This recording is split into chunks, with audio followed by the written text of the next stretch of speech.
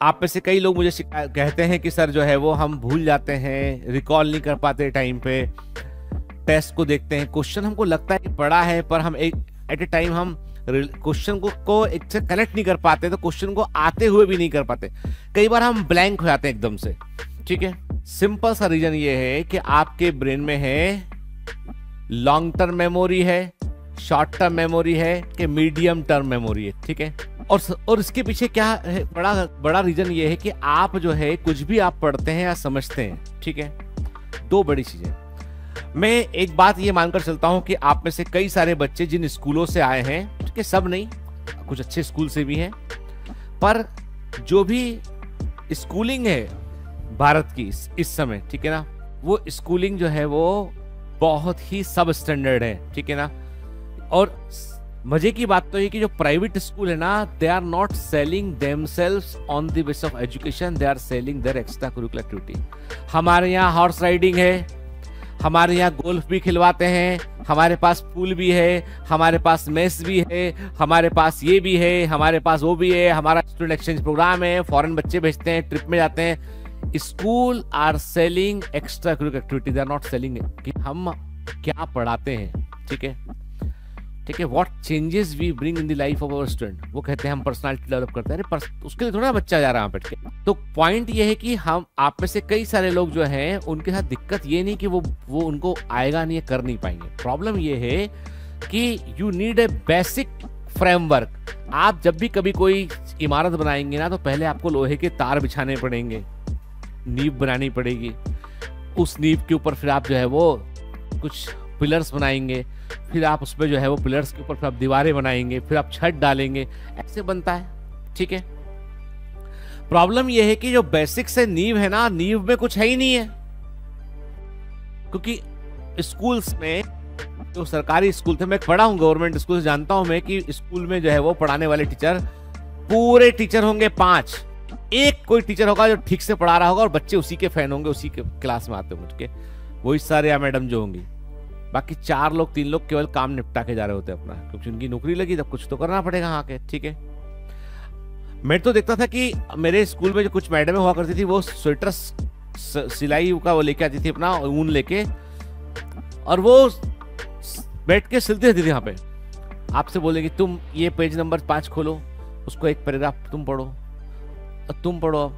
बच्चे पढ़ रहे, पैराग्राफ, चैप्टर पूरा हो गया, इसने पढ़ा, चैप्टर पूरा हो गया, खत्म, चैप्टर पूरा हो गया। क्वेश्चन का आंसर क्या है, यहां से ये बस आंसर। क्या मतलब, क्यों? कोई, मेरे बेटे को, छोटे वाले बेटे को, अभी मैं गया था बॉम्बे, तो मैंने उससे अब पूछा, तो उससे कुछ उसके बायोलॉजी का किताब देखा 6th क्लास का, तो टीचर ने उसमें बुक के ऊपर क्रॉस लगवा दिए थे कुछ पेजेस में। मैंने कहा ये क्यों नहीं पढ़ रहे हो? बोला वो सिलेबस के बाहर है, टीचर ने बोला इसको।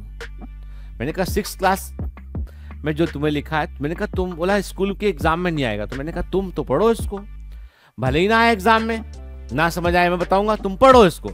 तुम्हारी बुक में लिखा हुआ है आई के बारे में, ईयर के बारे में, चीजों के बारे में, तो टीचर बोलती है कि स्कूल में हम नहीं पूछेंगे क्योंकि हम पढ़ा ही नहीं पाएंगे उसको। ठीक है, जब पढ़ा ही नहीं पाएंगे तो हम पूछ कैसे लें तुमसे? ठीक है, तो समस्या है बेस्ट। तो अब दिक्कत क्या हो रही है आपके साथ में, कि दिक्कत यह है कि आपका जो फ्रेमवर्क है, उस फ्रेमवर्क में कुछ न्यूरल कनेक्शन है ही नहीं है, जो आपके कायदे में मैथमेटिक्स जो होता है ना, फिजिक्स तब समझ में आती है आपको बेसिक मैथमेटिक्स बन रही होती है। और आप क्या करते हो, आप उसमें इंटरेस्ट लेते ही नहीं हो, ग्राफ में सर ने जो पढ़ाया, ज्योमेट्री में, तो क्योंकि बेसिक मैथमेटिक्स नहीं बनेगी तो फिजिक्स का फ्रेमवर्क आपके पास नहीं है, और उसके ऊपर ही वो चीजें बाकी बननी है, तो फिजिक्स नहीं बनता। इसलिए फिर हमें लगता है कि चमत्कार ऐसा हो जाए कि हम क्वेश्चन पढ़े और एक फॉर्मूला दिमाग में आए और उसमें वैल्यू पुट करते आंसर आ जाए हमारा, पर वो हो ही नहीं सकता है, क्योंकि आपका ब्रेन जो है वो तो तेज है, लेकिन वो कहता कनेक्शन नहीं, मेरे पास तो डेटा नॉट फाउंड। जैसे डालते हो, क्वेश्चन डालते हो, जैसे दिखा 404 एरर, डेटा नॉट फाउंड,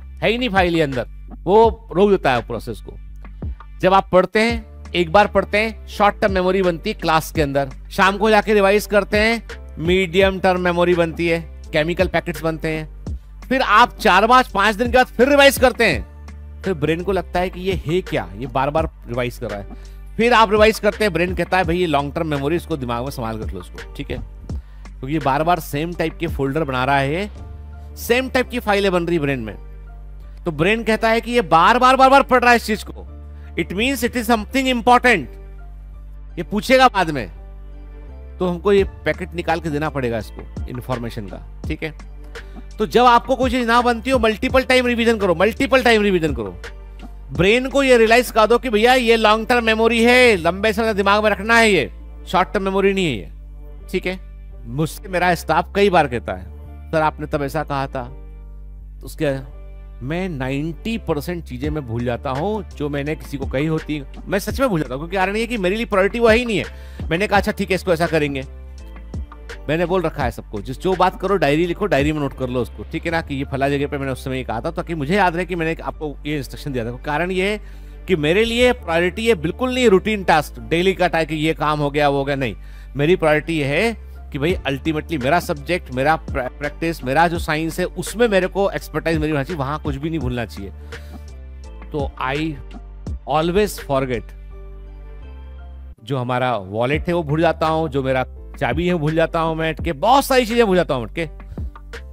2 बार देखना पड़ता है कि याद आता है कई बार से कि लॉक बाहर लगाया था कि नहीं लगाया था, ठीक है। सुबह चाय बनाई थी, गैस तो बंद कर दिया था, नहीं तो बाजू से आवाज आई कि आग लग गई सर, है ना, ठीक है। तो पॉइंट ये है कि हम सब लिमिटेड डेटाबेस लेके बैठे हुए हैं, ठीक है। तो सारा खेल है उसकी प्रायोरिटी का, कितना प्रायोरिटाइज करते हैं आप उसको, आप ठीक है ना, कितना प्रायोरिटाइज करते हैं, उसका सारा खेल है, ठीक। आपको टेस्ट सीरीज ज्वाइन करना है, अभी तक आपने ज्वाइन नहीं किया है तो रुकिए, बायोमेंटस का रिवाइंड टेस्ट सीरीज ज्वाइन कीजिए। वहां पर 15 माइनर टेस्ट होंगे, 4 मेजर टेस्ट होंगे, 6 फुल सिलेबस टेस्ट होंगे, कुल 25 टेस्ट होंगे, और इन 25 टेस्ट में आप 5000 most important, most probable question cover कर रहे होंगे।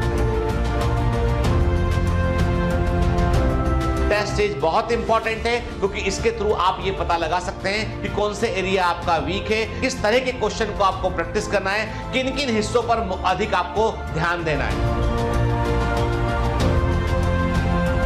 अब और कितना इंतजार करेंगे, अब आ जाइए, साथ मिलकर मेहनत करते हैं, और टेस्ट सीरीज के दम पर ही हम 675 नंबर से ऊपर ला सकते हैं। लेकिन आपको ये अपने आप से प्रॉमिस करना होगा कि टेस्ट सीरीज की तैयारी आप बड़ी गंभीरता से करेंगे, एनसीईआरटी का इस्तेमाल करेंगे और अच्छे से पढ़ेंगे, तो टेस्ट सीरीज भी काफी है मंजिल को पाने के लिए।